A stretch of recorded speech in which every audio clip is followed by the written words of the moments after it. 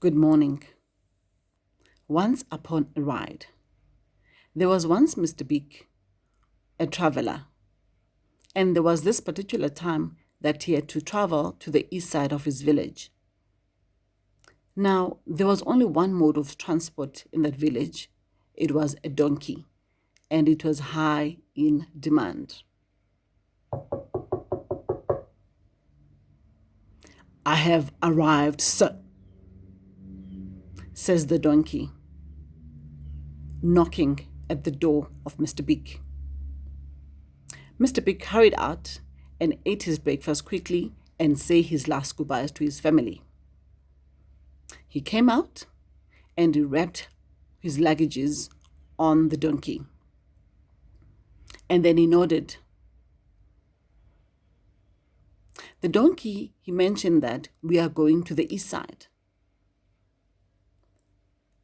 He got into the donkey and they traveled.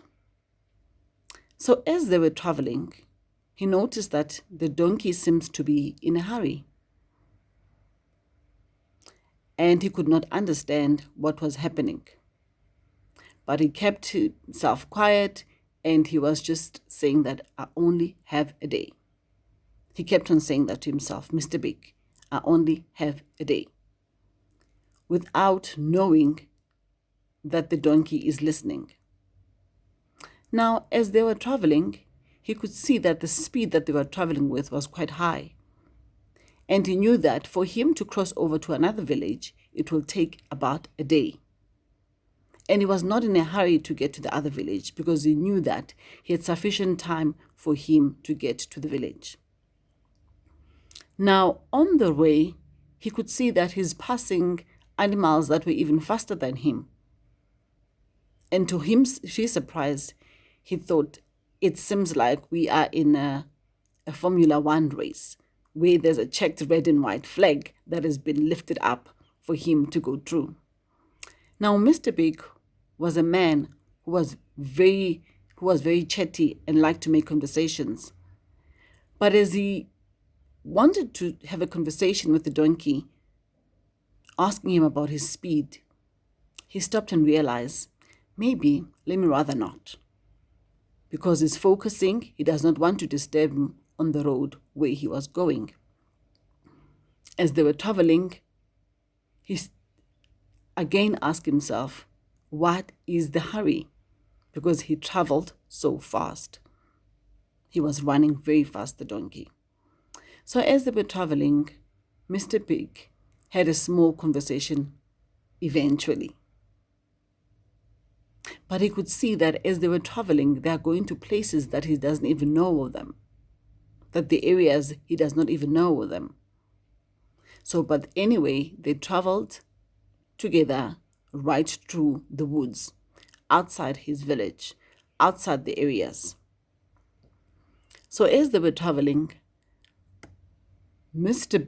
Big wondered what could be the hurry. Could I maybe have not said, when do I need to get to the east side? Or maybe did I say something that he doesn't understand? But those were the conversation that he had in his mind. He never uttered them anyway to the donkey. And the donkey never seemed to stop. It never seems to be tired. It never seems to be weary, but it was just moving on at a high pace. And the conversation clearly seems to be between him and a donkey that was not talking back to him. Now, about hours after they were traveling a long distance, all of a sudden, Mr. Big could see from afar that they are entering now into the east side of the village. Now, just by the east side, when they were entering, the donkey stopped,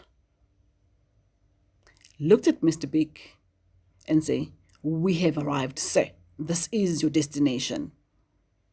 Now, Mr. Big was surprised that how can he have arrived so early in this time where he had thought he can only travel for a day. Now, was the service not rendered? The service was rendered.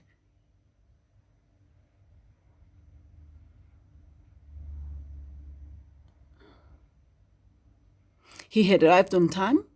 He had brought excellent service, even overperformed than what it was expected. And it made me realize that often in times we communicate in the work environment in other situations that we are not clear. We say random words or give people random words that they cannot make sense out of, and we expect them to understand what we're talking about. Now, what we need from the recipients of this random information, when we communicate, we need to be simple and we need to be clear. We do not need to leave interpretation to the other person. And I'm thinking that when Mr. Big was traveling, he could have stopped and asked him, why are you in a hurry?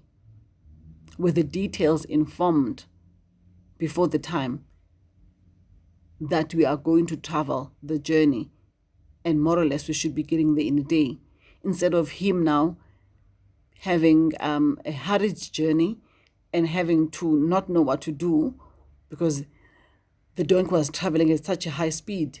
And yes, he was uncomfortable when he was traveling, but he thought to himself, let me rather suffer in silence and keep quiet and let it go. And those are the things that I'm highlighting of miscommunication, that it was not clear. I thank you.